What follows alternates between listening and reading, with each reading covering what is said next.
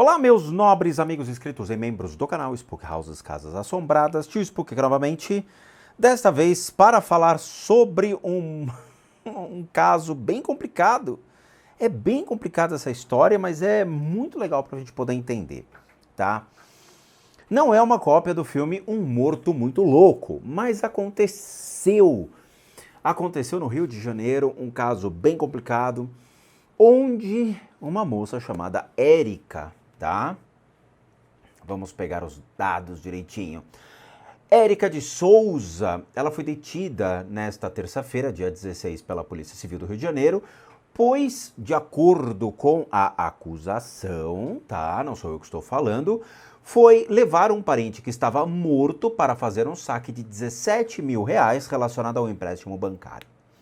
E aí mostra o vídeo desta mulher ali conversando com as atendentes e ela meio que, né, tentando fazer ele assinar, colocando a caneta na mão dele e tentando percorrer ali, fazendo, assina aqui o documento, porque aparentemente ela não entendeu que o procedimento era dessa maneira.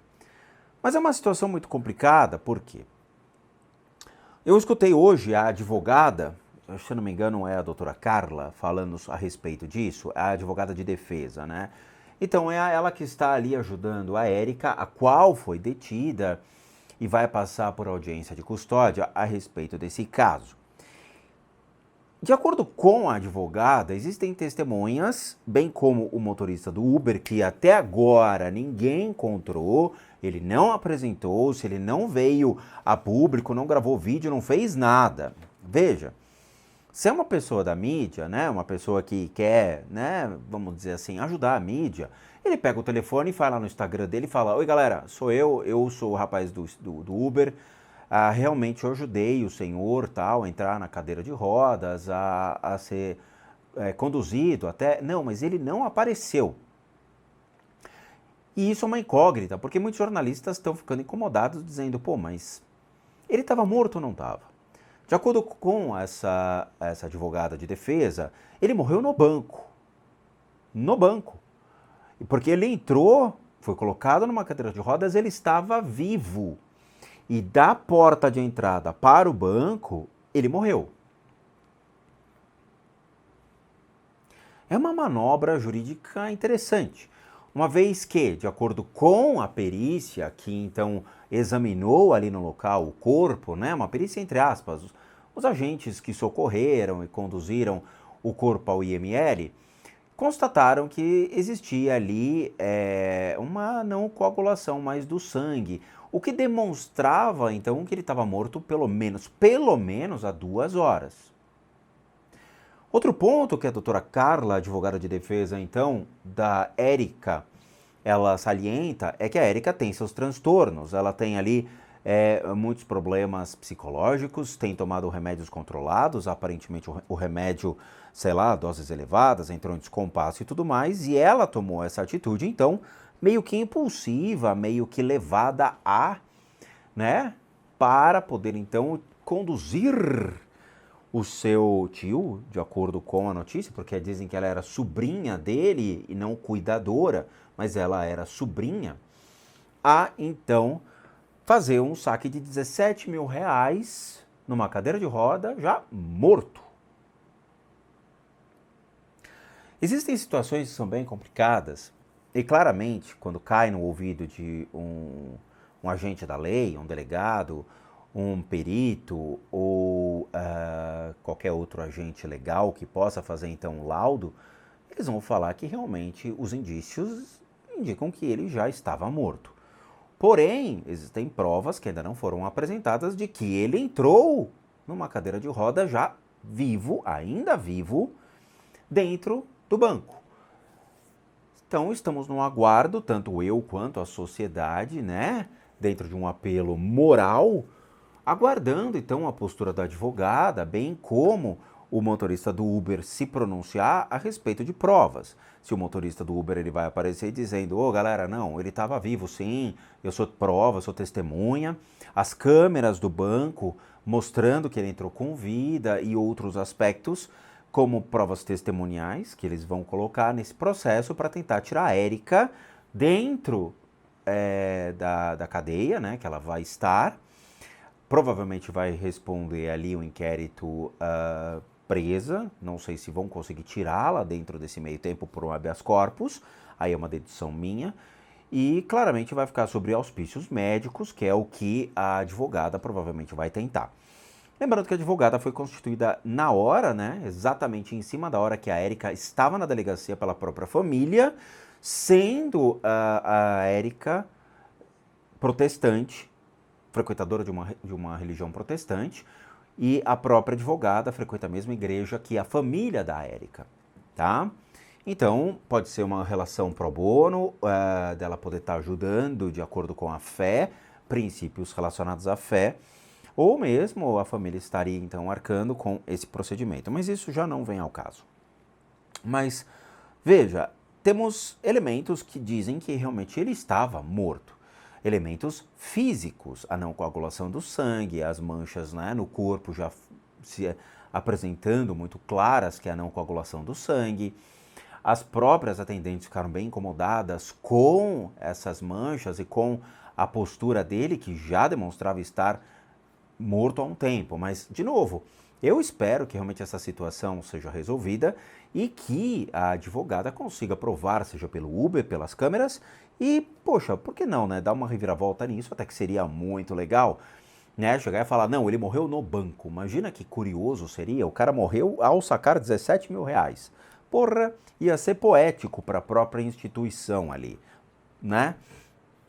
Então, não se sabe. A questão é que ela ficou conversando com ele já morto e isso virou uma chacota no mundo. Então, todos os jornais na Austrália, na Inglaterra, na Argentina, nós somos gozação na Argentina. O Brasil fazendo suas cagadas, tá?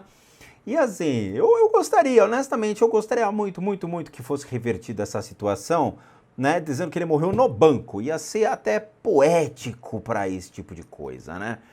Mas vamos lá.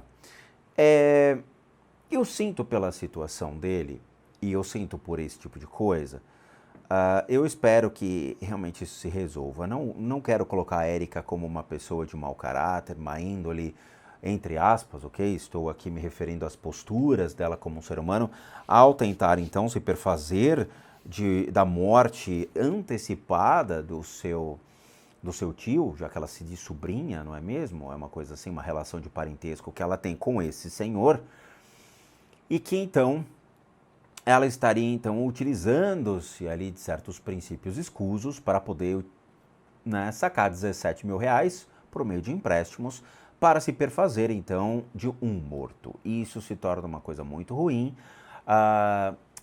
Não há, assim, infelizmente estamos em terra brasilis, é algo esperado já para acontecer dentro do nosso território, né? Mas eu espero que realmente seja comprovadas certas coisas e que, de novo, eu gostaria muito que ele tivesse morrido lá dentro, ia ser mais poético. Mas, dentro do critério de bioenergia, dentro do critério da minha religião, eu só quero deixar bem claro, a advogada, tá? Eu sou praticante do budismo tibetano desde 2007, tenho docência em ensino religioso, sou neurocientista, tenho a pós-graduação também nas práticas integrativas complementares junto ao Ministério da Saúde e autorização junto ao Ministério Público para realizar a minha atividade junto à internet ou mesmo abrindo uma clínica e atendendo pessoas. Não somente isso, eu estou fazendo teologia em religiões comparadas e ciências da religião e filosofia. Então, eu tenho um certo respaldo religioso e acadêmico para a gente poder falar sobre a questão que eu vou tratar agora, tá? Não vou ofender, não vou destruir a imagem de ninguém, acho isso, de novo, ad hominem é uma coisa muito ruim, mas muitos canais estão ridicularizando essa situação e ironizando esse tipo de coisa. Eu sei que o Brasil é a terra dos memes, sem dúvida nenhuma, mas acho que a gente tem que ir com o pé no chão, até porque a gente não sabe quais seriam as providências que uma advogada pode vir a tomar com esses canais. Então vamos com calma, tá? Bom, claramente ele está morto nesta situação onde ele tenta assinar o documento, tá? Ele já está morto de acordo com a bioenergia há algum tempo. Vamos entender. Quando a gente vê a energia de uma pessoa que morreu recentemente, algumas etapas elas são observadas. Existe uma etapa normal, tradicional, de como o corpo ele vai se desconectando físico, emocional e mental.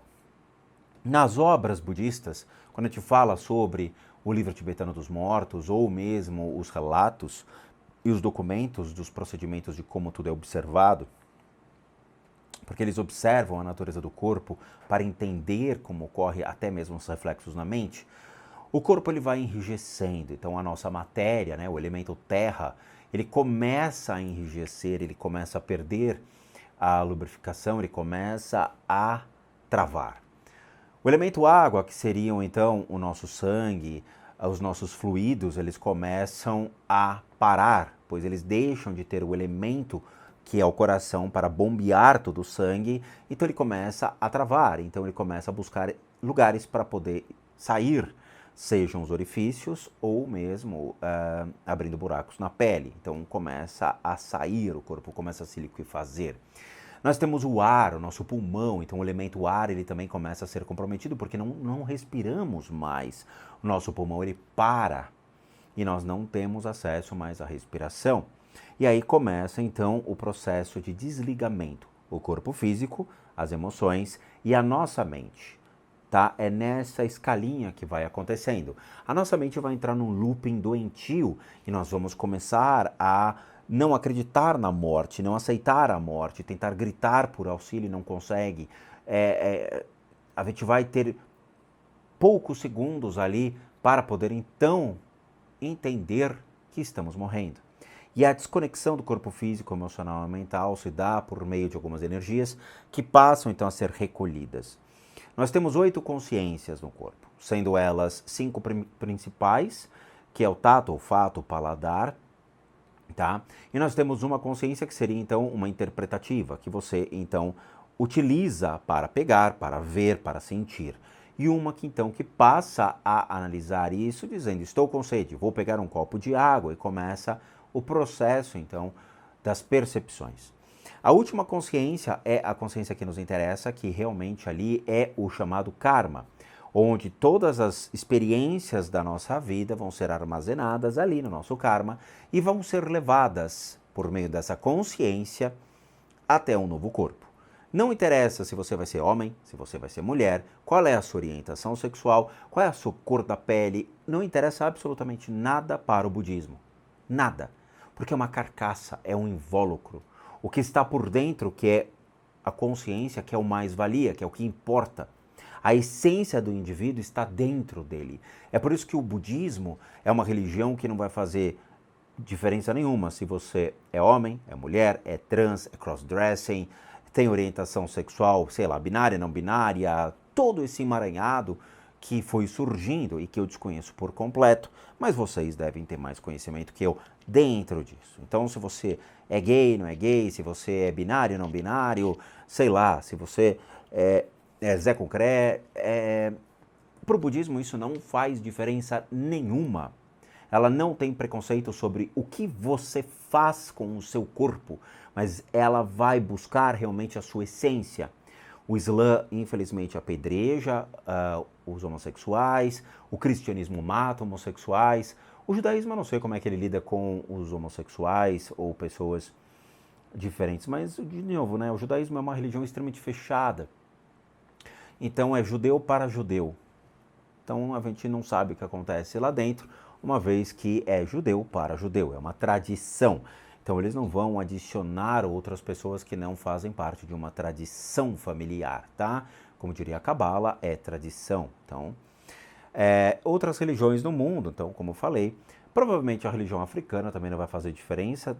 Ali só algumas regiões africanas decorrentes dos estados que realmente você vai nascer, é que pode ter uma legislação contra essas relações homoafetivas. E aí não é a sua religião, mas a nação que você vai nascer.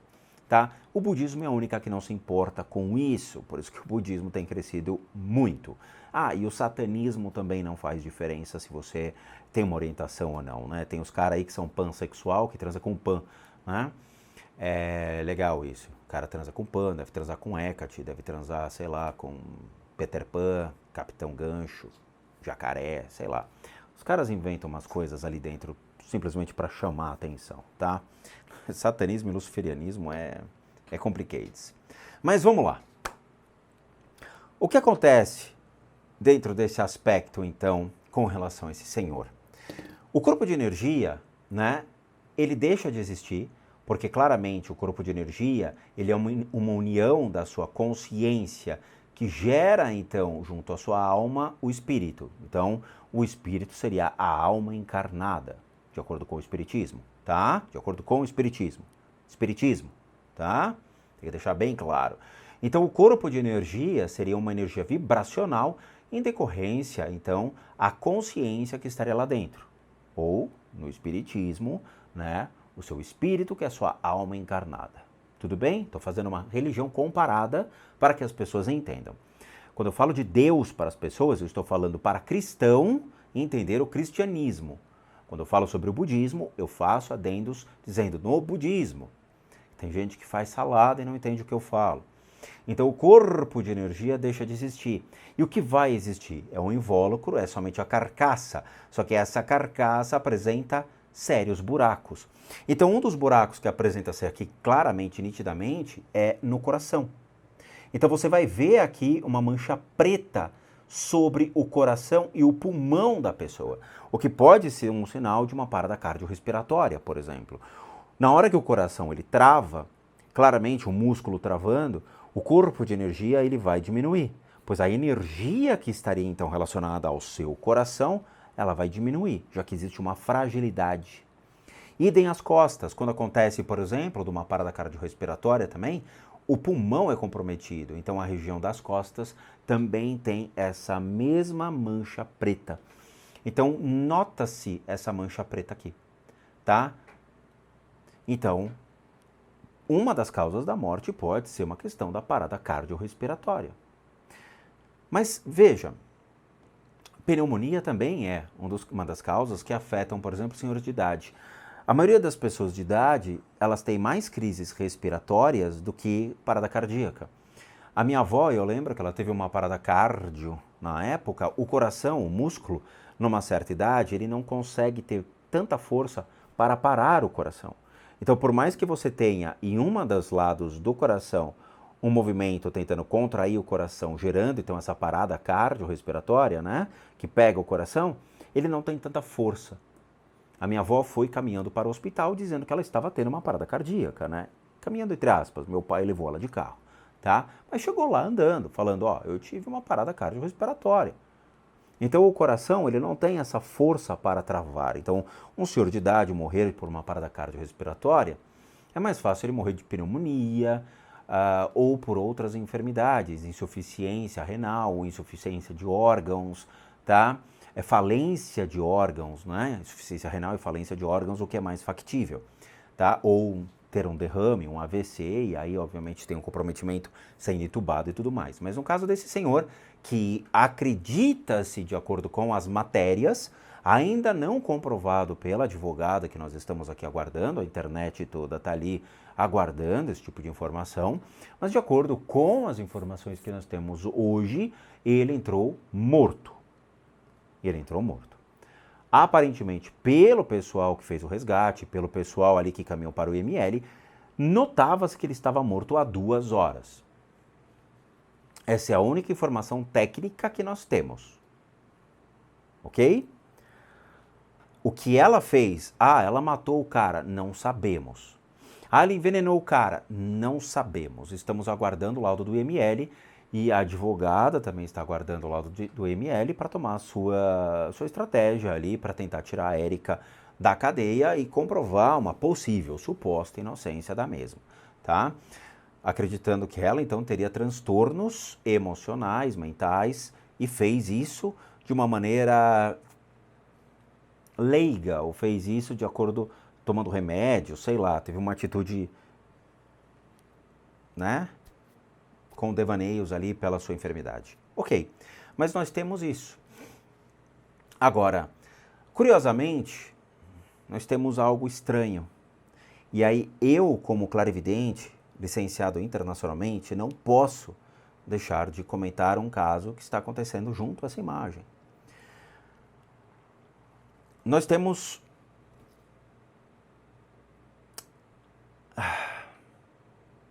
a presença do mesmo ali. Quero que vocês venham comigo, porque a imagem aqui está bem pequenininha, mas eu quero que vocês... Eu vou direcionar direto.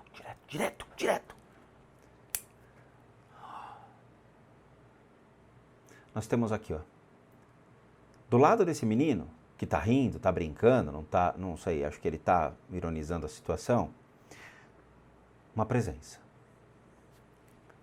Essa presença está conectada junto a esse Senhor.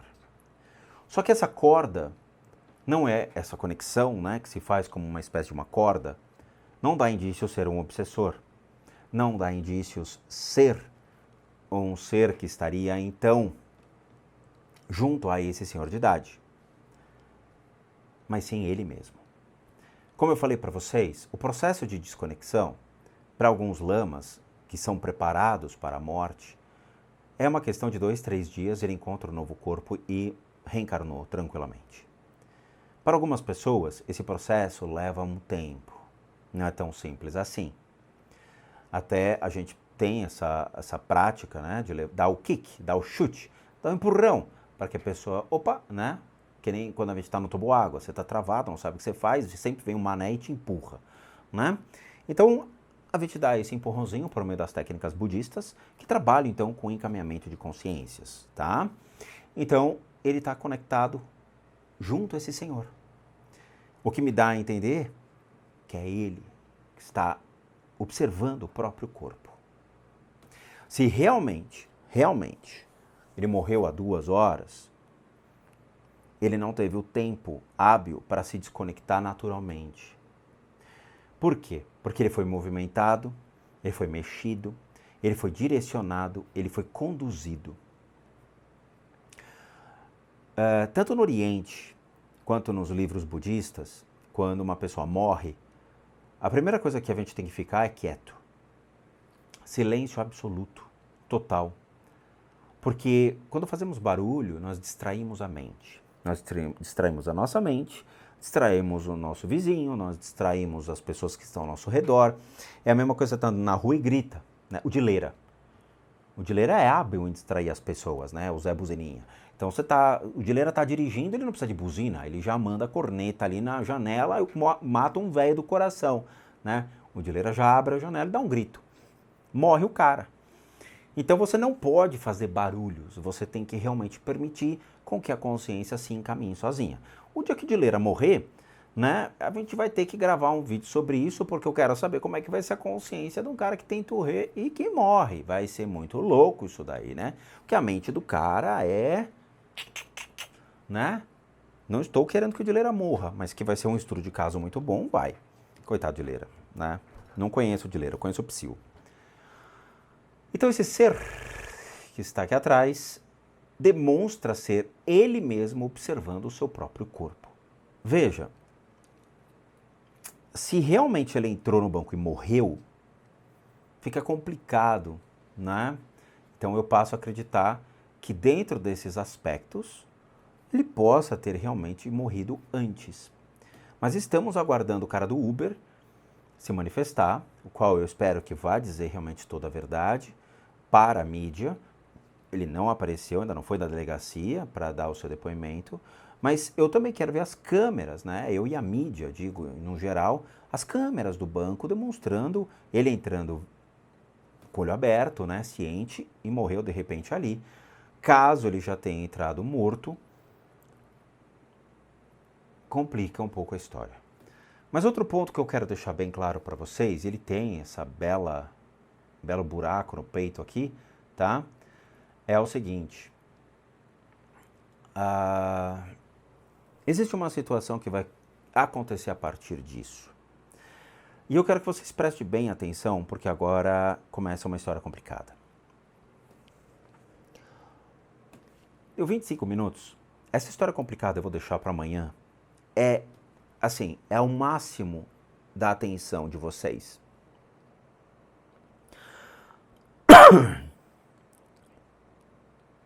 Desculpe, fiz um corte agora porque deu uma tossida, porque aqui está muito seco o ar, mesmo com ar-condicionado, ventilador. Aqui está bem complicado, tá muito quente, estou transpirando. Eu quero que vocês prestem atenção, porque eu vou falar uma coisa que acontece com vocês e que a gente ainda não abordou em temas, em títulos aqui. Dívida kármica ou karmic debts. Isso é um assunto muito delicado e que vocês têm que começar a prestar atenção. Eu não tenho como falar em 5 minutos essa história, porque a gente vai entender um pouquinho sobre a ótica do budismo e vamos colocar esse espelho para que vocês entendam as relações de vocês com relações amorosas, com dinheiro, com bens e desapego e com maldade que nós fazemos para com os outros. Isso é crucial para que vocês possam entender a relação de vocês de existência dentro da vida e com outras pessoas. É sério. Eu vou manter ainda essa imagem, a gente vai falar sobre karmic debts, porque é isso que vai acontecer com esse senhor. Então vamos lá, eu quero deixar só os recadinhos finais. Todo mundo que sabe que eu, Rodrigo, sou um terapeuta, um psicoterapeuta alternativo, eu sou licenciado nacional e internacionalmente por institutos que me habilitam, me capacitam para que por meio de técnicas complementares a gente possa complementar a medicina e não substituir. Complementamos junto aos tratamentos as enfermidades físicas, emocionais, mentais, bem como as limpezas de casa e as análises de casas. E para aqueles que querem passar por isso, devem encaminhar um e-mail para limpezadecasas@gmail.com e lá vocês vão obter todas as devidas informações, bem como os respectivos valores. Sim, eu cobro porque eu sou um profissional das práticas integrativas complementares. Para aqueles que querem ajudar o canal, nós temos 3 formas de donation: PayPal, Seja Membro e Valeu. Os 3 encontram-se aqui abaixo, basta você clicar em qualquer um desses botõezinhos e vai ser levado a uma pagininha que você vai doar o valor que você quiser ou puder. Ou mesmo nosso site, casasassombradas.com.br, com muita coisa legal para vocês. Vejo vocês nos próximos vídeos e bons sustos a todos nós.